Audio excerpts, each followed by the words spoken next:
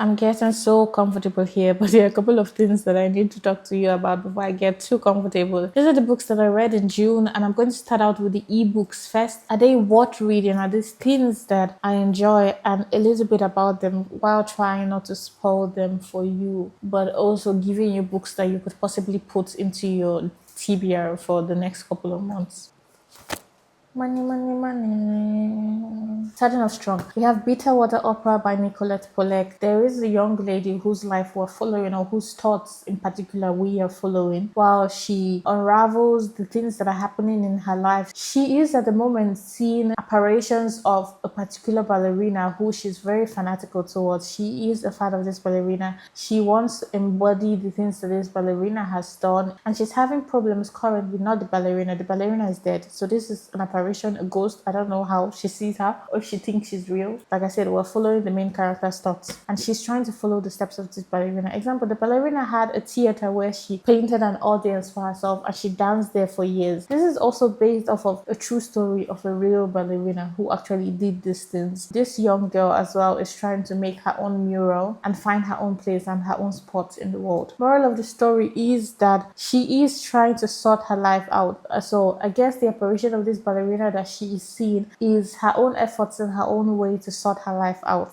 in a sense. I don't know how it's going to turn out, but so far it is those type of books where you're not really sure where it's going and you're not really sure how cryptic or what certain things mean. The whole plot hasn't been opened up to you and it's not really predictable. Next up, we have Mahmoud Dashwood, The Butterfly Burden. Now there's a lot of history set behind this book and the person who has written this book himself. I tried to read about it, but the dedication, so to say, that was written by this particular person was difficult for me to understand and follow. And I tried and I researched online and I was like, this is just so difficult for me to follow. Perhaps if I read the book or read a couple and then went back and digested this bit by bit, it would be better for me to understand. Anyway, Mahmoud Dashwood is a poet, a really beloved one, and also an activist himself. And this, The Butterfly's Burden, is one of his very, very, very beautiful works, much appreciated by me and by a lot of other people. But I believe it's a few of his works that were actually romantic. And at the point in time when this came out, I don't remember the exact details. Perhaps I'll put it up on screen, perhaps not. You can find it out. But it was a time when people were expecting him to write a book more on the country, more on their exile, more on freedom. And he ended up writing something more romantic, talking about his own personal feelings and the woman that he had to say goodbye to. So at first, it was kind of surprising when it came out, but at the end of the day, it was well beloved. And there are a lot of beautiful quotes and passages in this poem or this book of poems that you have to read and see for yourself and experience for yourself. I do have to say it's a poem and I didn't expect it to be understandable or for someone to understand it, because at the end of the day, it's someone else trying to express their feelings and their thoughts in a cryptic way so you can interpret it into your own meaning or something else like that, or try to follow them. It is cryptic, it is not clear to understand a couple things, but the general idea of it you will get. Next up, let's go.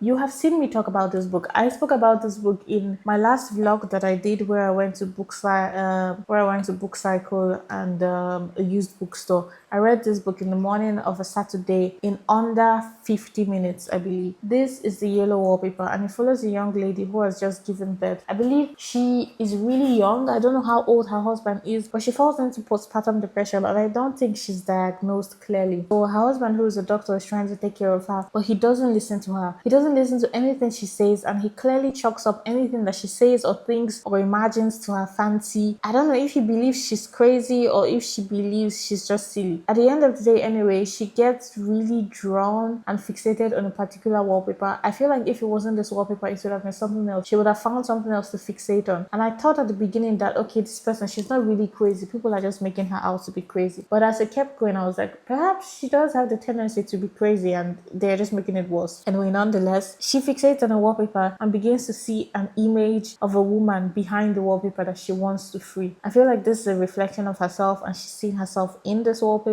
in some way. Anyway, at the end of the day, the woman falls into a state of perpetual madness. Whether they will be able to bring her back from that state, I don't know. Or whether she's far too gone and there's no redemption left, I don't know. This is an easy reader that I got from the bookstore that I went to. I already mentioned that I was at the bookstore recently. You can also watch that video to see what happened and the other other books that I got. One of them that I have started reading is Goodbye Mr. Chips by James Hilton. I do not want to keep saying that I'm not really interested in this book. I will just say I have something else that is a lot more interesting to read at this moment than this. But the good thing is this is really short, and so it's something that I can finish in a couple minutes. So I'm glad for that. It's about a man who taught at a boys' school somewhere in England. You follow him from when he came into the school as a young, unimpressive, and very impressionable teacher, perhaps a stone-faced man, and then you follow him until his old age. He's perhaps retired at that point, can't say for sure, where he's become a wholesome part of the institution. It basically talks about his life, his marriage, the woman he's married had there, the children he taught, their death, because the First World War happened around that time and some of them died. He calls out their names at some point. A really fun book that I've been enjoying, and I've been thinking to myself, Lord, I need to buy one of these for myself. I've been really wanting to like underline and write inside this book, because there are a lot of writings and sprichwort, how do you say that, sprichwort, phrases, paraphrases, idioms. I don't really know what the direct word for it is in English, but I'm talking like I didn't speak English from when I was born. Guys, English is my mother language. German is just a language I'm learning recently, but I feel like because I'm so focused on learning German, I begin to forget a lot of English words, or like the correlation of what that word from German would mean in English, and so I mixed it up a lot. But this has been really interesting. I love comics, and I used to read a lot of comics as a kid. My dad used to buy me Archie comics. I feel like he started something that he couldn't finish, and at some point he might have thought to himself, God, why did I put myself in this situation? Because Archie comics were so expensive then. They were so freaking expensive. I don't know how one book could cost 1,000 naira. That they were so expensive, and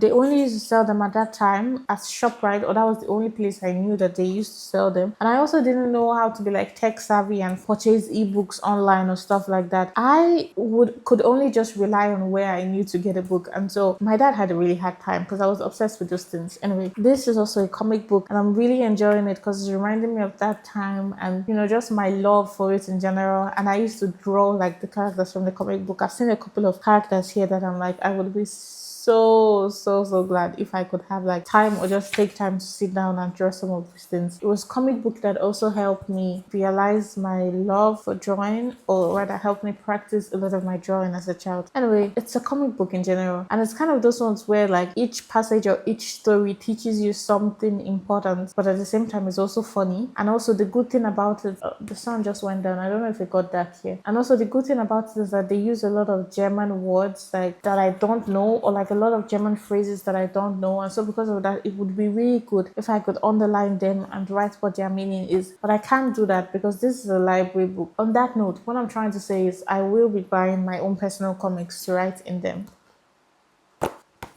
The Canterville Ghost by Oscar Wilde. Now this is really funny so far. Not only is it really funny, like, oh, this is like the best thing I've ever read and this what. No, it's funny in the sense of the American family doesn't seem to care that there's a ghost in the house. I'm also quite surprised that there's actually a ghost in the house. I thought it would just be like people's fancy, because I don't necessarily believe in that. But yeah, there is a ghost in the house, and it is scaring people away. And apparently the ghost has been there for 300 years, and you can actually read the thoughts of the ghost in this book. That's the one thing I find to be spooky. The fact that I can read his thoughts and I'm like, that's quite spooky. But at the end of the day, it does seem like something fun, and so I'm going to read it completely. On that note, speaking of ghosts, I just remembered something else. I was reading Crime and Punishment, and I've been reading it for about 2-3 months now, and I'm not done with it. The good thing is I'm listening to the audiobook, so I am going through it a lot quicker than if I wasn't listening to the audiobook. But then at the same time, I guess because I'm listening to the audiobook, I get to hear like the breath, the cadence, and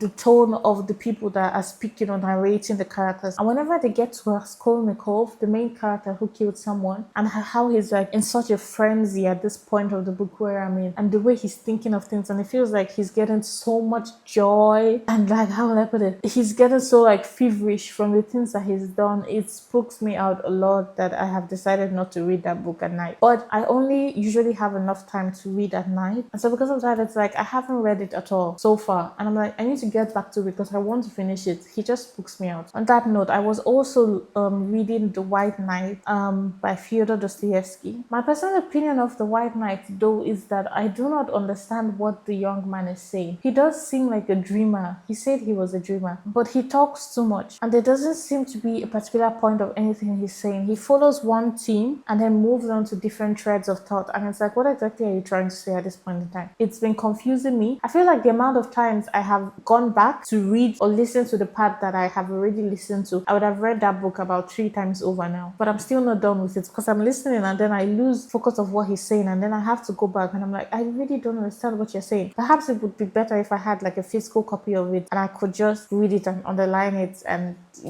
look at everything that he's saying at once in the whole volume. Anyway, another book is Coming Up for Air by George Orwell. I have been reading this for longer than I have been reading Crime and Punishment, and I'm still at the beginning. Nothing is pulling me towards this book. Nothing is making me feel like, oh, this is something I want to completely read. If I do complete this book, it's going to be one of two things. Either I completed it out of obligation, which I usually try not to do, but when it comes to classics, especially old classics, I try to complete them because I want to know what it was about, so that if it comes to a conversation, I really know what the book was about and I can talk about it. Either I'm going to finish it because of obligation, or I'm going to finish it because I started it again and I found out that it was actually quite interesting at some point. We're looking at an old man, not an old man, but a middle-aged man who is going through a certain life crisis of his own, and he's thinking of taking his family away from the city because the war is about to begin, and he's just reminiscing about his life so far. He's also considering cheating on his wife, but I feel like that's like the least of his problem, and it was like a passing thought, but we'll see.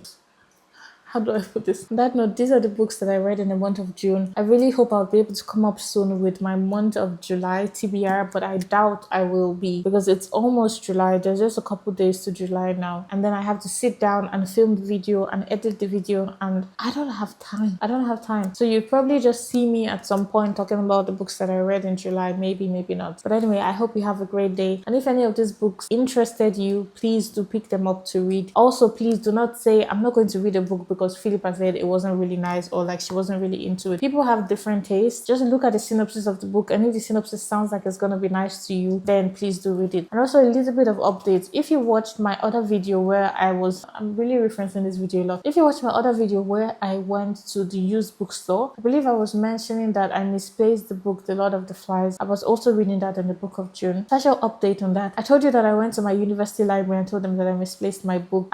So they found the book, but they didn't send it to me. They sent it rather to the state library where I borrowed it from. So they sent it back to the state library, and then the state library checked it in and realized that it was a book that I had borrowed. So they sent me an email and told me that they've gotten the book back from the university library. I don't think they know it's my university. They just got it back from the university. Yeah, and they told me I could come back and borrow it if I want.